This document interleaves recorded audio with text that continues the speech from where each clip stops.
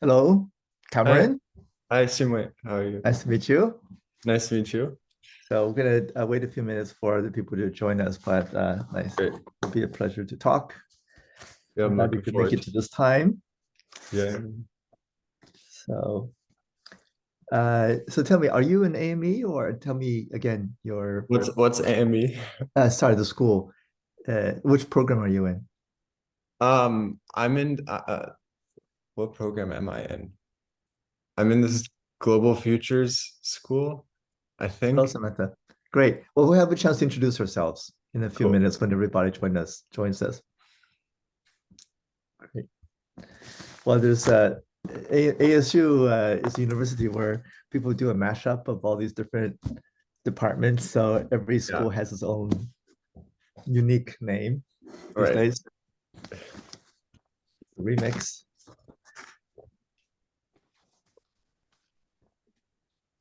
So I'll give a few minutes here.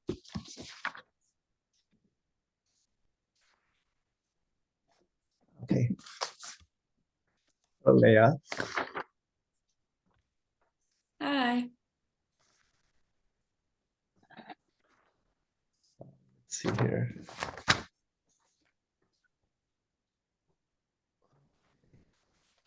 Close.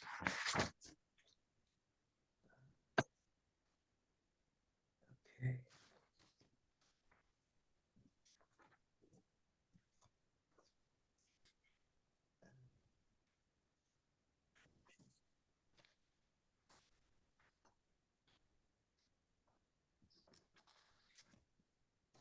I'll pull up the canvas so I can show people.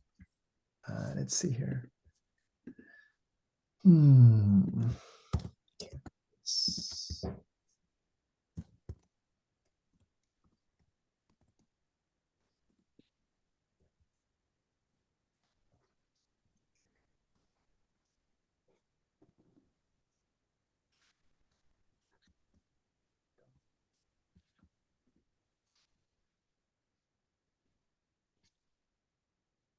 Hello, Ivana. Okay.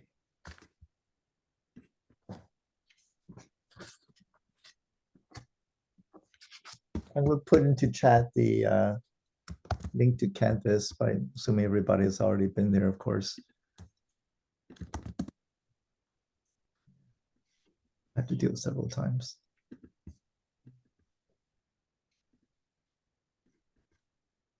Okay.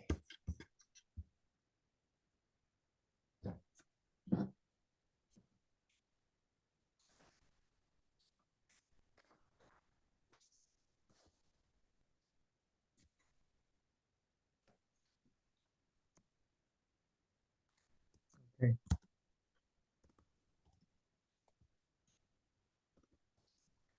Okay.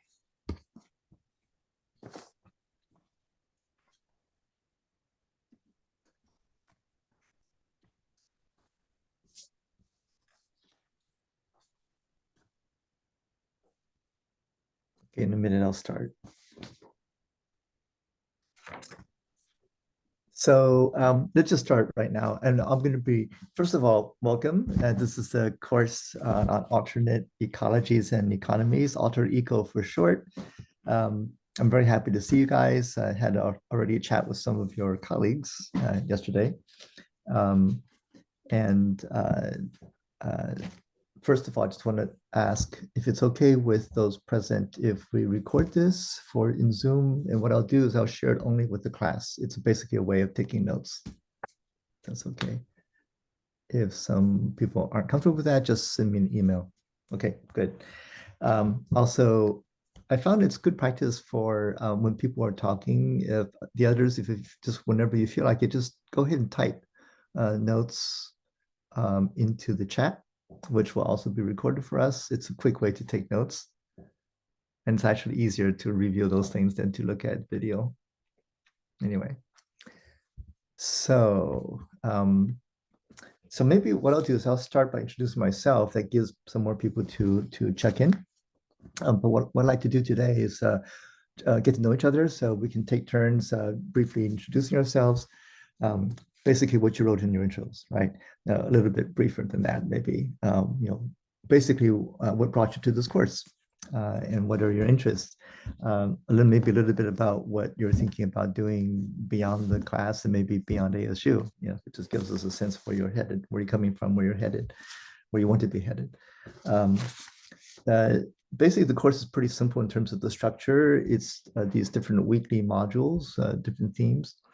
We'll be going through, for the first half of the term, something about different approaches to thinking about infrastructures, or thinking even about alternate ecologies and economies. And then the second part will be more looking at some particular case studies, we'll say. And then toward the end, I'm hoping that people will begin to gather together. We'll have, at least collectively, enough different insights to pull together and look at some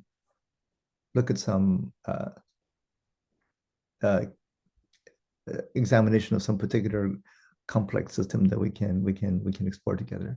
Okay, so I'll talk a bit about that some more. Let's just see. So, okay, now a little bit about me. I'm faculty over in the School of Arts, Media, and Engineering, also in the School of Complex Adaptive Systems. So I set up this class in order to appeal to students from pretty diverse backgrounds, actually. And we'll see what it's like. This is the first time I'm doing it online. I've offered the course before in different formats, in person, also at seminars in different places. So we'll work this out together. What I'm trying to do is to also offer live sessions like this one, where we can talk about the themes and the readings, because in my experience, it actually helps a lot to talk about the stuff, in addition to reading it and then writing responses to it, as you'll be doing individually. Okay, so it's so once a week I'll be asking you to make some responses in writing. Hopefully by then you have some time. You will have had time to do the readings and talk about them.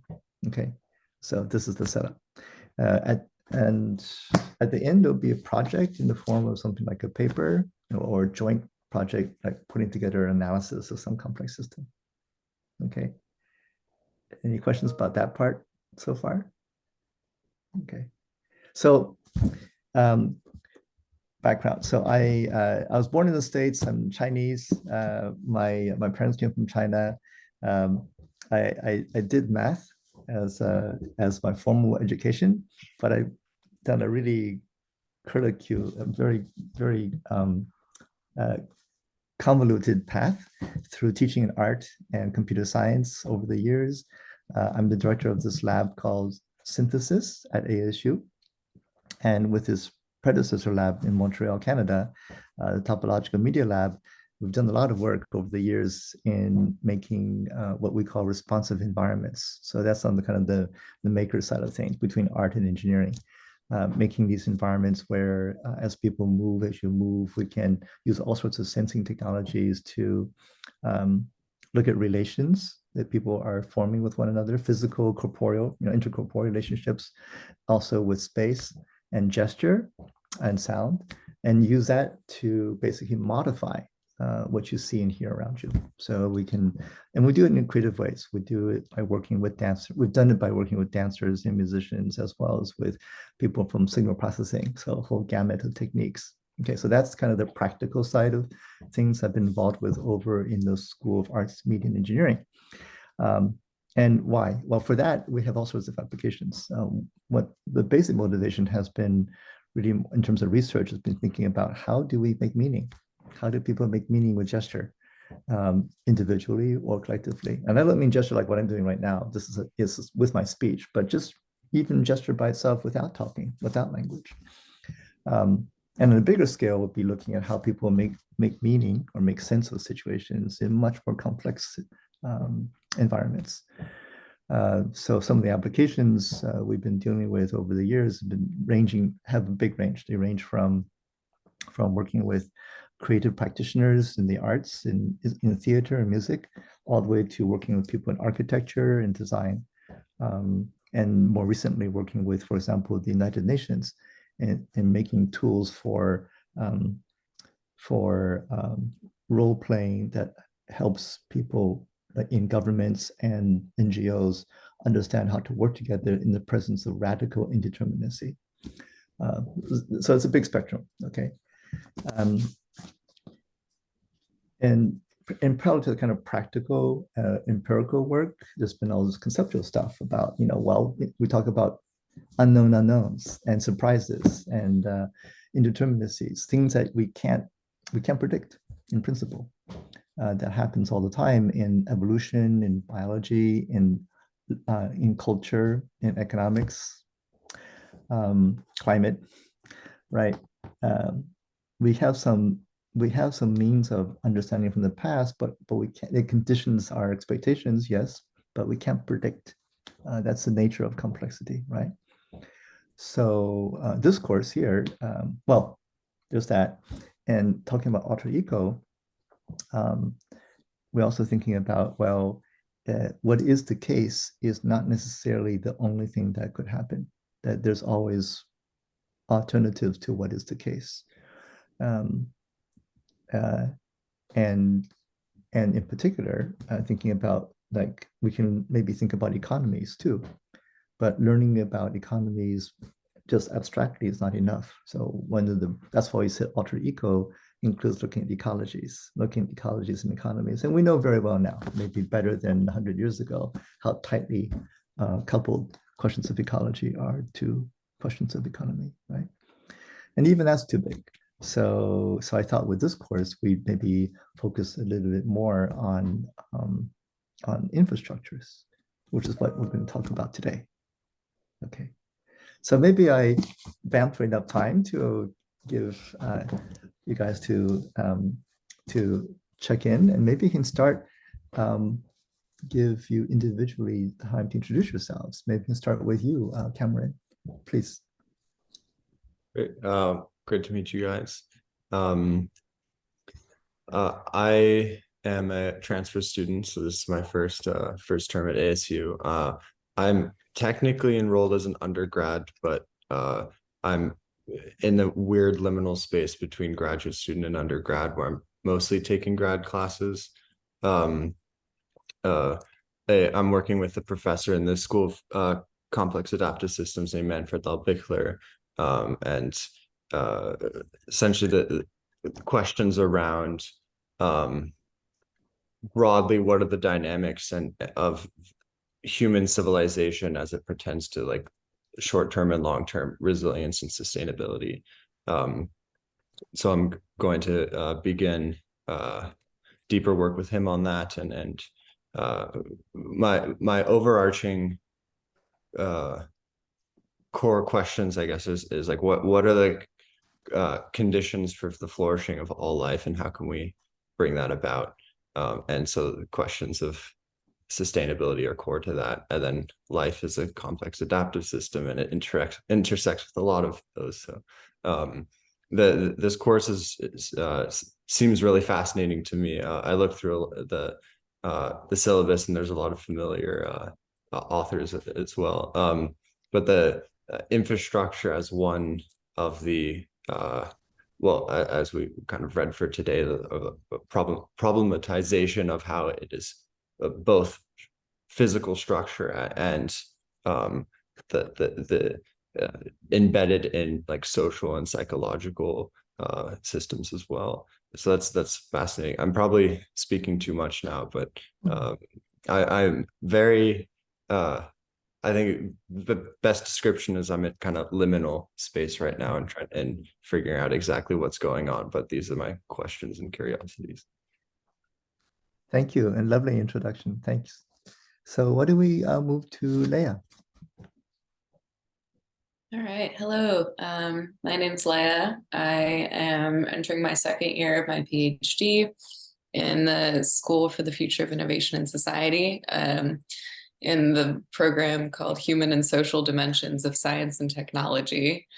It's a mouthful, but very broadly, technology and society is kind of the like realm of study in my PhD program. I am headed in a direction that focuses on data sovereignty for like health justice and in digital health. So I'm interested in how we can design like new approaches to that are more kind of collective rather than individually focused for thinking about our data and how that connects with like our bodily autonomy as well. And I'm interested in specifically how like grassroots groups approach these kinds of issues and how social movements form around this.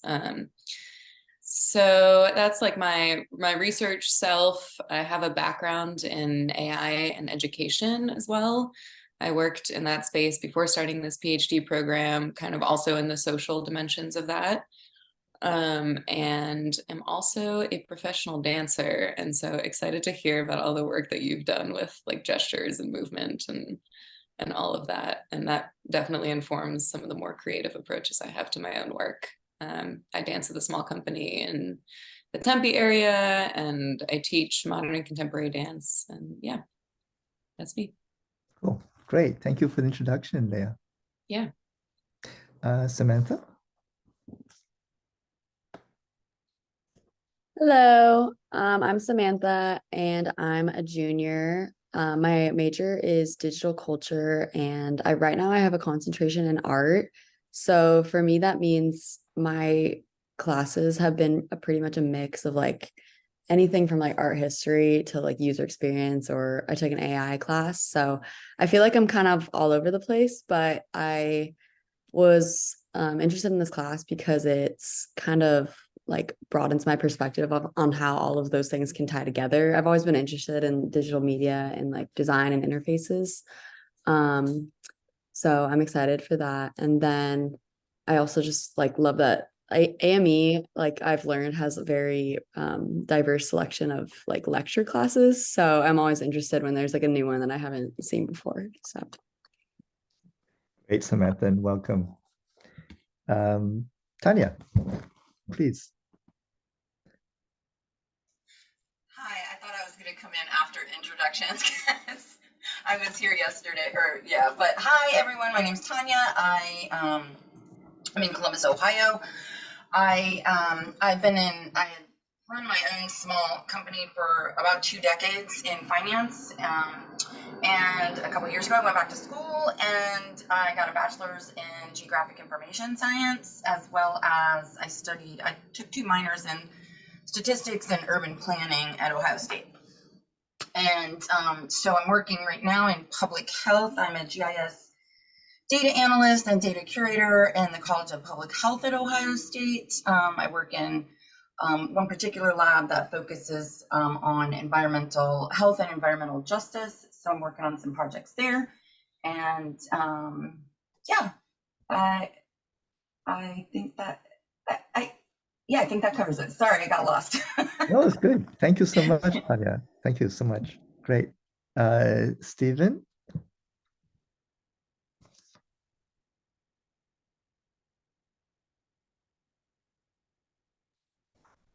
Hello, can you hear me? Yes, we can. Go ahead.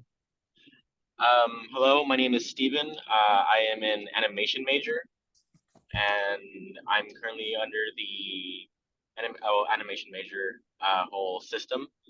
And I guess what really like drew me to this class is the whole infrastructure idea. Like really fascinated me in terms of like world building for stories and just progressing like art for, how do I explain? Just a way to like expand on like world building and building cities in general.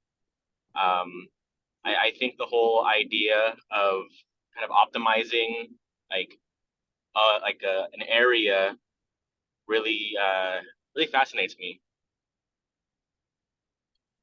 Super. And I'm not sure where it is in this course, in the readings, but at some point there may be an opportunity to think about what infrastructures mean when we talk about so-called cyber-physical environments between both, informatic, computational, and physical, tangible environments. We'll see. Okay, thanks, Stephen. And Christopher? Hi, sorry, I joined a little late. I just woke up. But hi, I'm Christopher. This is my second semester at ASU. My major is media arts and sciences, which is like graphic information technology. Which is like a mix of computer science and art. The reason why I took this class is because it was interesting and I don't really know enough information about infrastructure, which I would like to know. And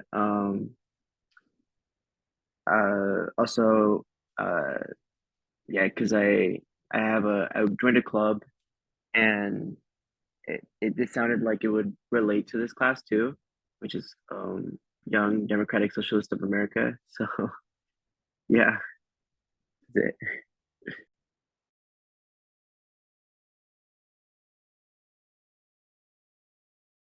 Sorry, I'm muted.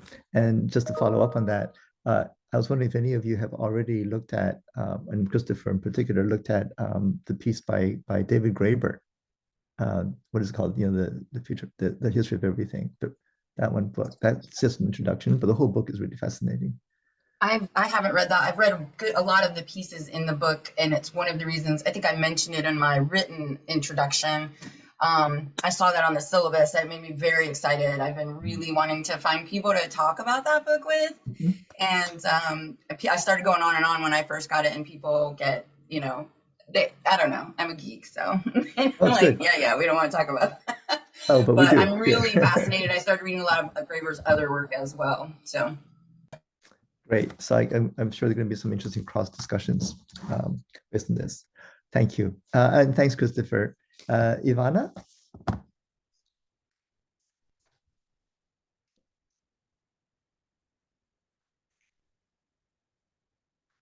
The baton is yours. Ivana, are you there to introduce yourself? Maybe not. But I know Ivana has put in her introduction in the discussion, so we can always go and look that up. So why don't we just keep going here? First question, this practical question, is I know more people signed up for the morning hours on Wednesdays.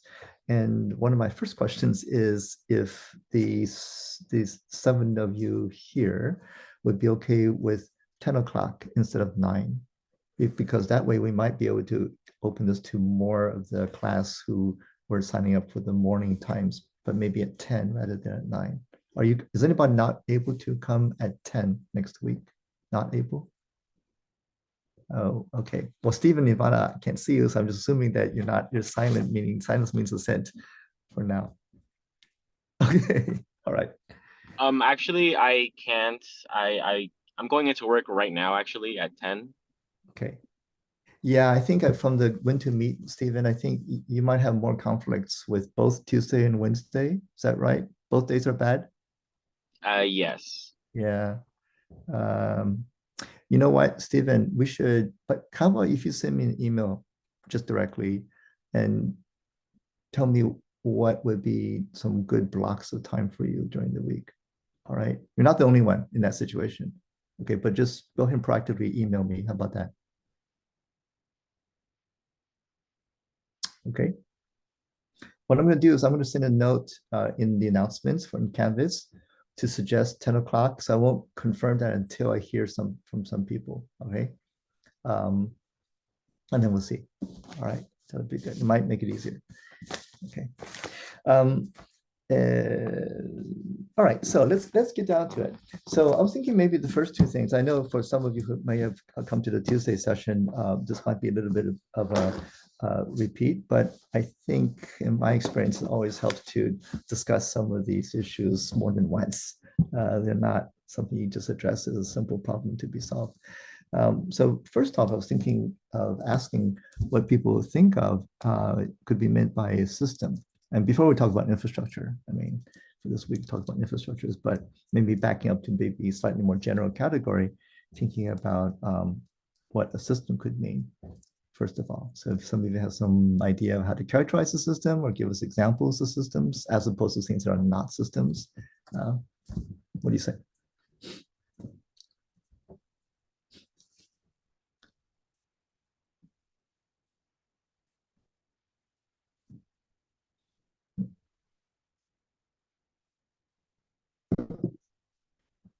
A system of what? What's a system? What are some examples of systems?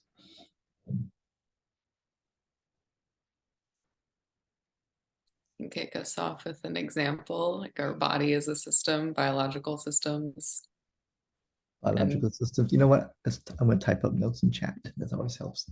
Yeah, let's take that. Systems. And I'll add a system has feedback loops as an element of systems, not a definition. Feedback loops. Okay, let's keep going. Which means that something's feeding, well, if there's a loop, that means there's looping between something, right? So there are some components that it's looping through. Let's put it that way, right? There's some type of individuation of parts that interact in some type of way.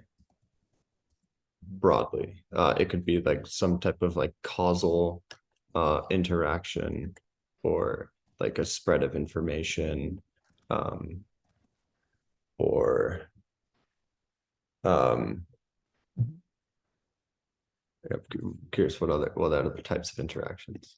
So let's start with some examples. So what are some examples?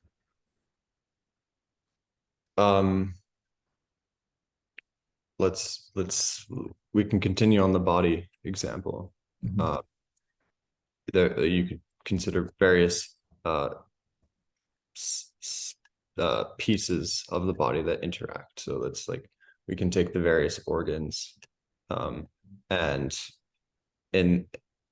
I don't know too much about human physiology, but let's say there's blood that flows between different parts. There's electrical signals through the nervous system, different nutrients and minerals, etc., are exchanged between these different body parts. Mhm. Circulatory system, what's called cardiopulmonary system, the lungs and the heart.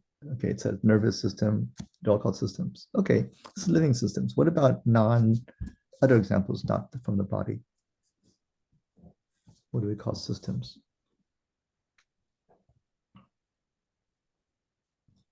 Mhm.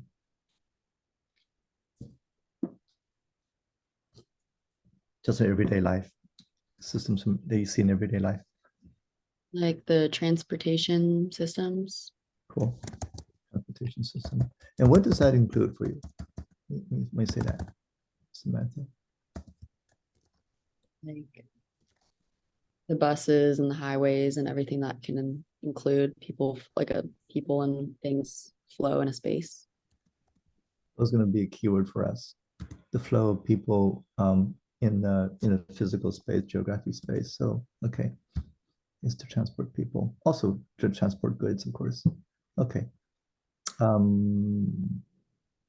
This piece by Edwards that's in one of our 4 readings for this week, he talks about transportation in South Africa. It works quite differently than in the States.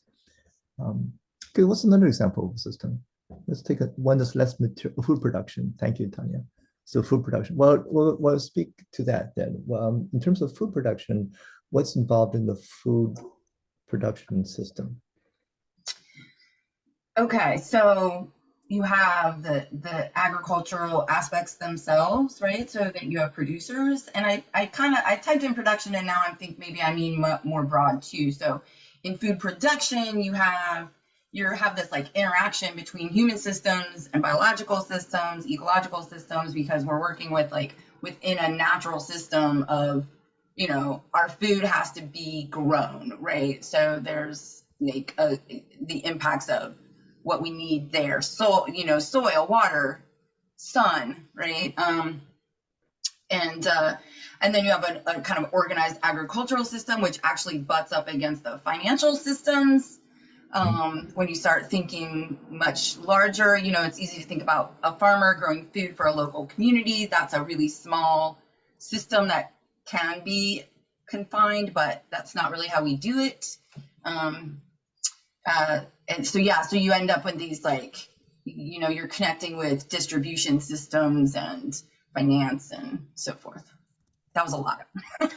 No, it's great. It's really great. In fact, by the way, you know, this, I just put in the chat. You guys, please feel free to type into chat too. It's just a way to capture things, okay? And if you have your own thoughts, put them in there. We'll pick them up. Right away, this example shows that systems are interconnected, right? Intricately interconnected. I mean, just to pick up on the financial part, like if right, this happens over and over again, where especially large farms have to put a lot of investment into whatever capital equipment or seeds or whatever, and there might be a crop failure or there might be some threat, so they have to take out a loan to cover themselves, to tide themselves over, or any farmer would, right? So access to credit is life and death for a lot of farmers and for the industry, and that's a huge issue. And then on the consumer side, you know, it's just the end of the line, right? With the supermarkets and where we get our food. On the distribution side, you know, I mean, of course, there's this big debate about whether food should be more sourced locally or not locally, right? But that's not just at the end consumer level. That would impact everything up the chain, in the supply chain, right? To do that. I think we have good examples. I mentioned the financial part because it's less material, right? It's one of those immaterial systems. And we also have computer systems, right? It's kind of so obvious that it's everywhere, right? That we didn't even mention it. It's very interesting. It's the invisible part, right? Which we'll come to now in terms of infrastructure. So knowledge systems, thank you. So that's another immaterial, right? Immaterial kind of thing. So why don't we look at turn from systems to infrastructure? I mean, there are all sorts of systems, but some systems that we would say, like biological systems, I wouldn't think, let's say, necessarily that my body is an infrastructure. I don't usually call a person's body an infrastructure. You could force it and say, in some sense, it is an infrastructure. But if we want to try to understand some terms to be just as working terms, to just talk about stuff, it's helpful to have terms that are not so universal that everything's that term, you know, like everything's a system. Well, then the word isn't very useful, right? It might be useful to think about, well, to have that concept be useful to us, it would be nice to have things that are not systems. Same thing with infrastructure. If we have the word infrastructure do some work for us, we might want to say, well, this is an infrastructure, has these qualities, which we'll get to in a minute. It's from the readings too. But that we wouldn't think of as an infrastructure. Okay. So let's with that in mind, when we go into thinking about infrastructures, not every system is infrastructure, not everything is a system, but let's think about infrastructures, and maybe some of you can come up with some examples first of an infrastructure, and then say what it is that makes that an infrastructure.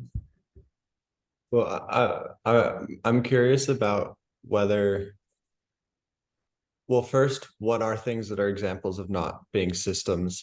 And then whether it's being a system is not necessarily a property inherent into the thing, but it's like a way of analyzing things, opposed to like an ontological essence of the thing. Yeah, about that question. That's a very nice thing. I mean, really, it helps, especially in this kind of stuff, to work with very, very concrete examples. Yeah. Like, you know, like just like this cup. I mean, you wouldn't call this a system normally, right? Ordinarily, we wouldn't call this a system. This pencil, okay, it's got parts, actually. It's actually pretty highly refined as a mechanical device, but I wouldn't call that a system, right? We wouldn't ordinarily call it a system. Okay, let me give you something else. How about this? What would you say this is? Talking about systems, would you call this a system normally? I call this a phone. I call this a phone. But if you're an engineer, I mean, if you're an engineer who makes this kind of stuff, and that's your point, right? That's what we're saying here. If you can take a point of view, Cameron's point, and start to break this down into interpret this in terms of systems. True, but some things are harder. I mean, like this cup, it's ceramic. It's made by an artist. Okay, very fine, kind of handmade, but harder to break down. What about infrastructure? What about infrastructure? Maybe can we have some concrete examples of infrastructures? That's from our readings too, actually, or you can just think of it from the top of your head. Yeah. So I think after the readings and our talk yesterday too, it just seems like the infrastructure it's the platform. It's the platform without which you can't build it. Like the system has to have something that connects all these parts together.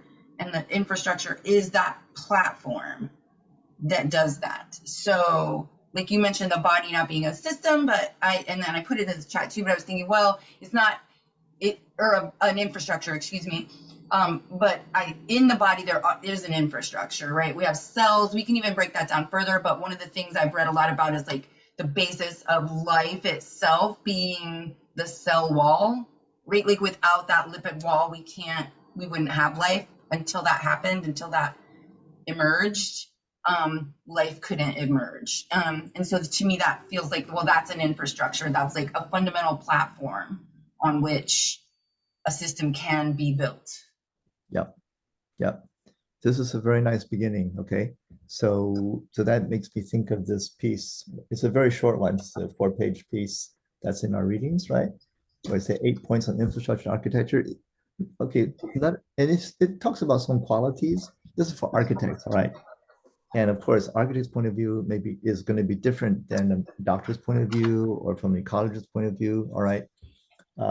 But from the point of view of the architect, if you look at this, what are some points here that these people are raising for what makes something an infrastructure for architecture? Let's carry on what Tanya was talking about.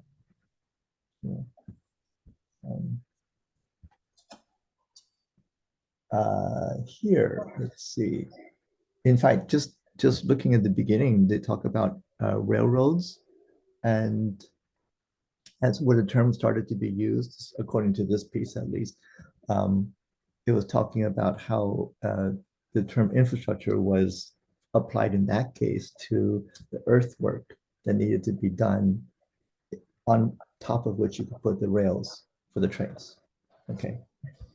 All right. So yes, in that case, it's kind of thinking about shaping the ground as a quote, something on which to build this. But then later on in paragraph number 2, they talk about how it's not sub or super.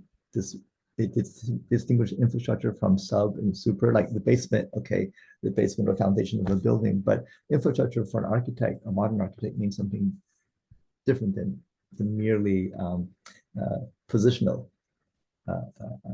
definition, right? So they're like we talked about a modern building, especially in Phoenix, HVAC, right? The air conditioning system, or the electrical system, right? The AC. As I read this piece in particular, one of the things that struck out to me was that I think that the definition of infrastructure here is that there's a regulation aspect. It regulates the environment. And that he also said there's an implication in architecture for individuals and people themselves. And then the implication of infrastructure is to society. Yes, like going to this next page, Tanya's pointing out, it has to do, this is on number 4, talks about this idea of monitoring, like able to observe or measure, let's say, its status, and then do something to adjust it. Okay, so that's really important. And then this regulation part, well, there's also regulation. We say regulation, we can ask regulation by who? Who does or what does the regulation? So if you look Well, at the, go ahead. if it's a complex system, then it's the infrastructure is laid down, and then the system regulates itself, right? Right, like across, and maybe in ways. So that's an interesting part of this. Maybe in ways the people who first designed the infrastructure or put the infrastructure in place may not have intended or So expected. let's put in this word regulate, okay? Where policy regulates. Now, let's explore this with example. It's always great to have examples in hand. Okay, let's just take air conditioning, since it's kind of a absolutely essential kind of technology of technical system for a large part of the country right now. So if you say regulate, in what senses can the air conditioning system be regulated? So normally we actually have an example in every home that has air conditioning in it, right? You have this, well, I have it right here behind me, thermostat, the thermostat, right? It creates a boundary in temperature. This is something Tom was pointing out. What do you mean by what would you mean by boundary in temperature? Tanya? It's a limiting factor, right? So there's a threshold at which it switches the state of the system. And that's what the thermostat does, right? The thermostat, you set the temperature. If it gets if the room temperature gets above that set temperature, turns on the air conditioning, cools down the room, brings it down below the set temperature, which then, and the thermostat then turns off the air conditioning. Okay, so this is the absolutely quintessential model for what's called a cybernetic system, a system that can monitor itself, can monitor its own state, and then make changes to bring the state back to a desired state. Okay, so this idea of self-regulation comes into play. So this is in fact one of the oldest examples of a cybernetic system. If you look at our bodies, right, warm-blooded mammals, that's what we do. That's what mammals have been doing for millions of years. So, okay, it's self-regulation of temperature of mammals is one of the characteristics for that class of animals. And in the metabolic model is a lot more complicated, a lot more, as you might just guess from high school biology. Okay. So how else can, in a more complex way, how can a system be self-regulating? I think more like the food system or transportation network. If you think about highways and roads, this is Samantha's example. Highways and roads and buses. We talked about buses versus cars. Buses are, well, cars are privately owned mostly, except for, well, even Uber cars are privately owned, except for taxis, the kind of fleet cars, right? But buses and trains, who or what operates those?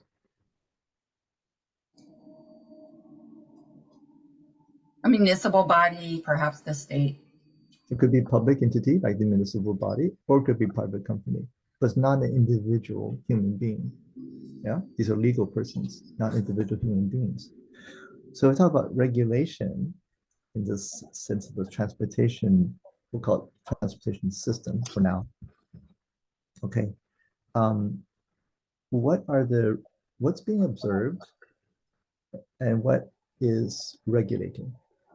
There's no single answer to that, right? There are different kinds of regulations and different kinds of regulators. So just in the transportation system for a city, Phoenix, or wherever you are, give me some parts to that. What are some parts to that?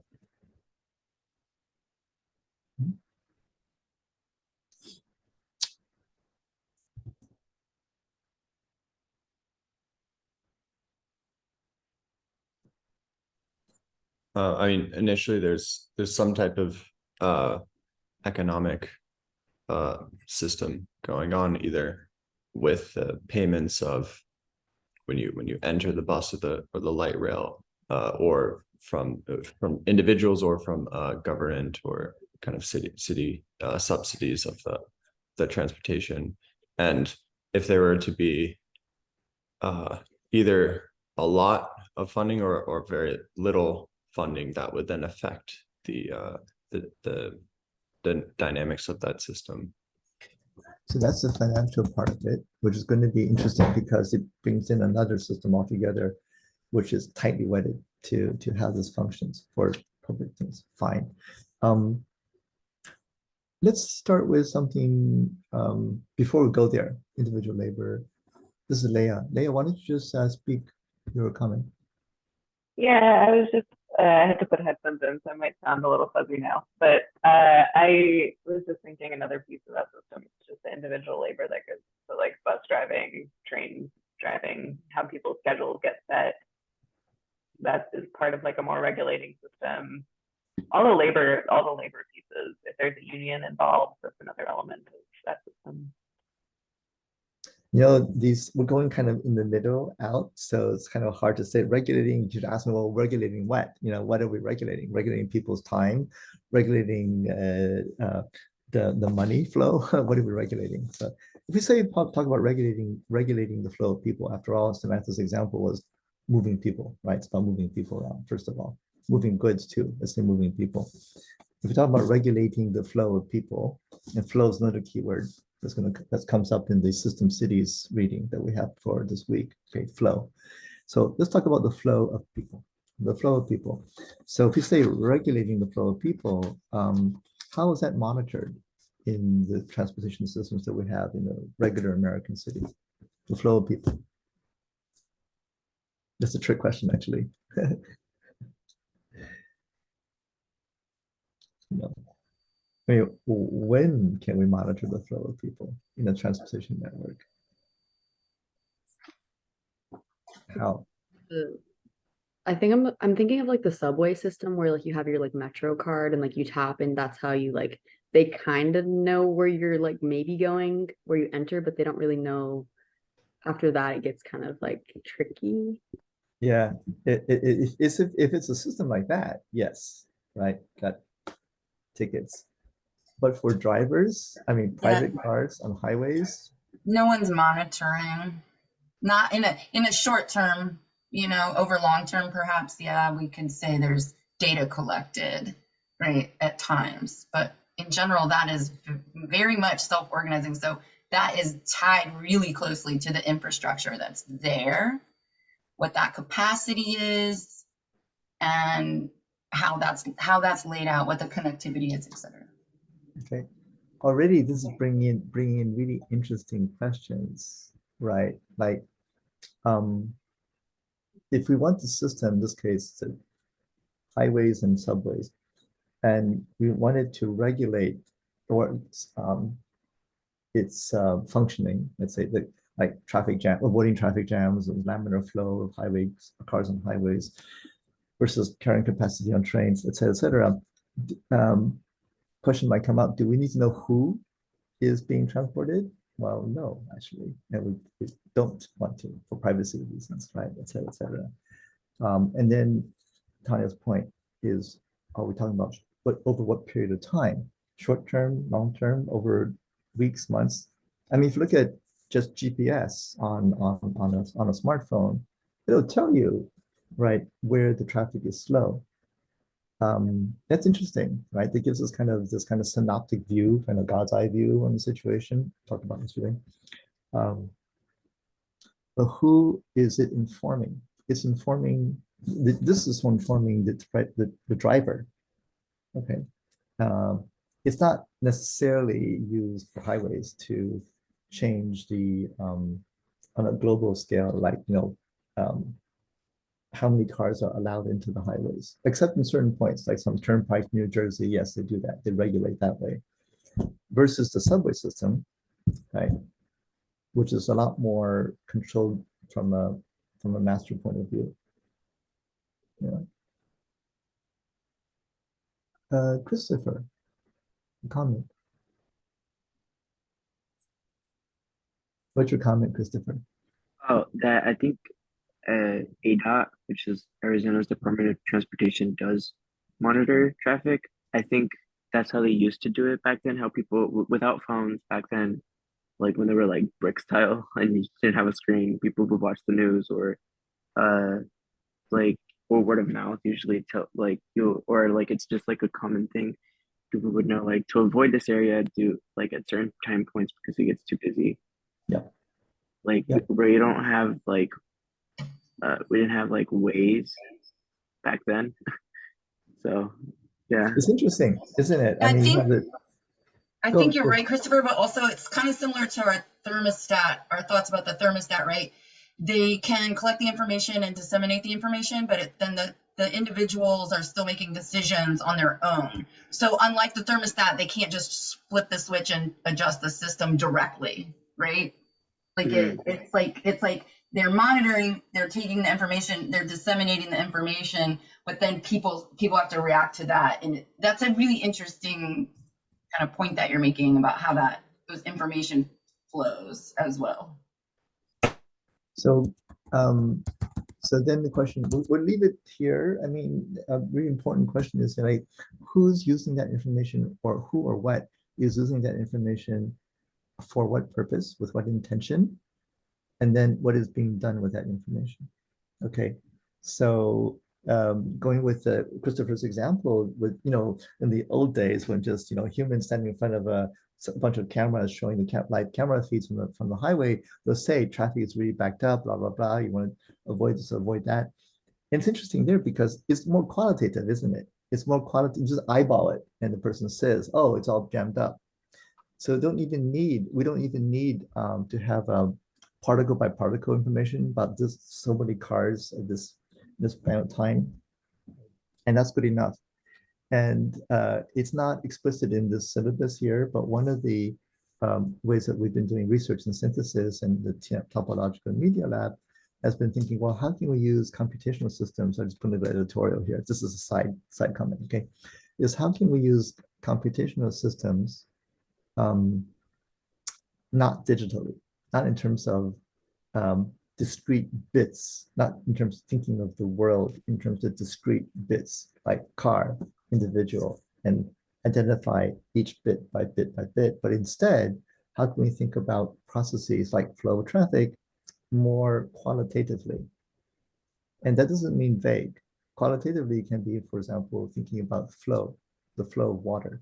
And in fact, traffic engineers used to, in fact, model using models from fluid mechanics, model cars traffic by looking at fluid mechanics. Okay. Leah, please speak your comment. Oh, I was building on the monitoring of traffic by adot or Google Maps or however NCR got their traffic information. All of that. Like it is an interesting question about whether that whether that's part of the system, if the monitor is external and doesn't intend to influence, but does influence anyway, and to what degree does city infrastructure need to start accounting for that kind of technology and monitoring? How much do we want that kind of intentional integration of monitoring versus kind of people making their own decisions? Just brings up interesting questions on that point. Another thing, let me jump since I just noticed what the clock is telling us about time, talking about monitoring and who's looking at what data for what purpose. There's also the point of view of someone who's actually driving the car, okay, or just trying to get on the subway to work or whatever, where I don't know about you, but most of the time I don't think about the global state of the system. I'm just driving the car or I'm just walking through the subway, So, and most of the time I actually don't think about whether or not electricity is working in my house, unless it's not working, unless it's broken. So most of the time I take it for granted, these kinds of basic systems, what we'll call infrastructural systems that are woven into the fabric of our built environment. And that's why I want to jump and call attention to this piece by Paul Edwards, called The Mechanics and Visibility. And I know we're running short on time, but I really do want to draw attention to this one in particular because he's adding to the obvious mechanical aspects of an infrastructure, other aspects of what makes an infrastructure work invisibly. Okay. And I don't know, have any of you already looked at this paper? If so, maybe you can tell us, what are some of those other aspects of an infrastructure that he pointed to beyond the mechanical ones?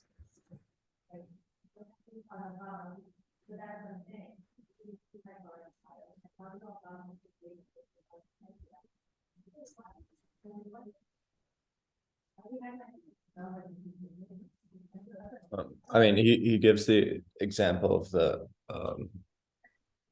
like the apartheid toilets still being kind of carrying a cultural weight post-apartheid.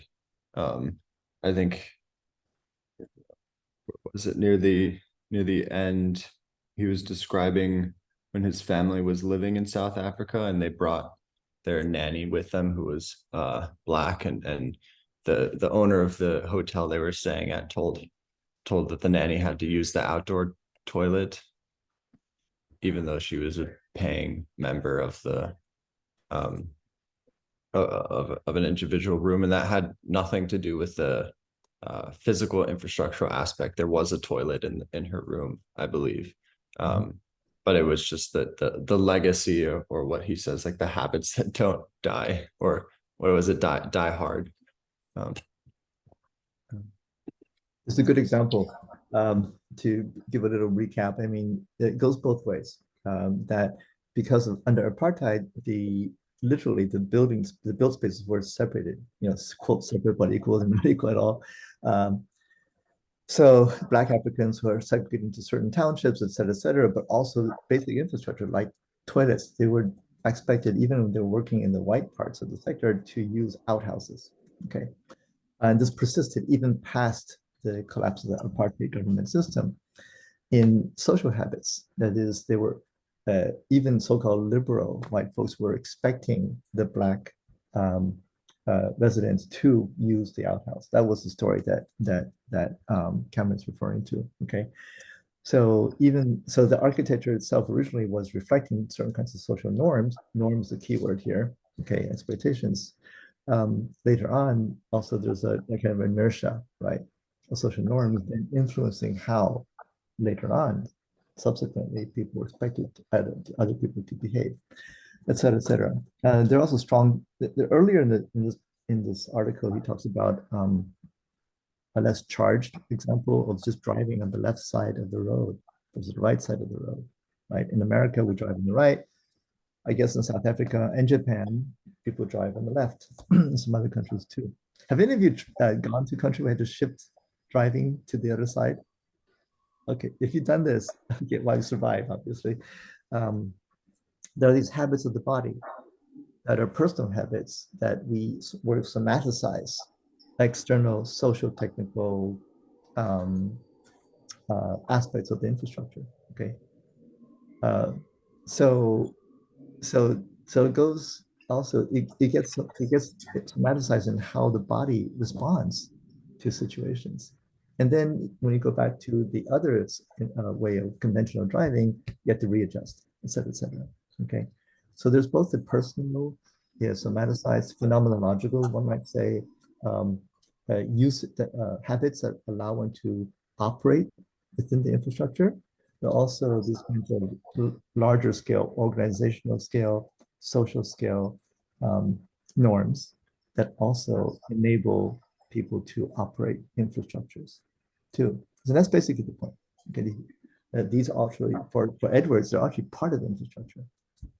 Yeah, and we also, I mean, there's even like ways that are so like we go to work and the way that we go to work, and that affects the transportation system and these things we were talking about earlier. So if we had different habits and norms around work, which I think we're seeing right now, this huge shift where people don't want to go into work. We're in the information age, right? We have the capacity to work from home. And there's a lot of people who are very uncomfortable and upset and dislike the pushback on going into the office every day. And that's kind of interesting. Yep. We're going to come up later on and we'll talk about energy and energy as a case study. Some articles by Clark, right? Miller, talking about how these days, even the oil industries, they know that renewables is the way to go. That's not a debate, at least not a technical debate about which way the energy sector should go. So renewables, yes, but the real question is how? What kind of renewables? Should the solar energy, for example, be generated locally at each person's place of residence? But what if you're a renter, not a homeowner? Or should it be generated centrally, et cetera, et cetera? So that brings into the questions of political economy. This is just a forecast into something else, okay, that we'll be looking at later on downstream. Okay, bang, it's right on the dot. Sorry, we didn't have quite as much time as we really need, but that's always going to be the case, okay? So just remember, I'm going to suggest to people in the announcements to shift the time to 10 o'clock. I hope this all works for you guys as well, and we'll try to see if we can accommodate more of the class that way, okay? Great talking with you. Keep it going in the discussions. I'll look forward to reading what you have to say, okay? Thank you. See you next Bye. week. Bye-bye. See you next week. Thank you. Bye. Bye.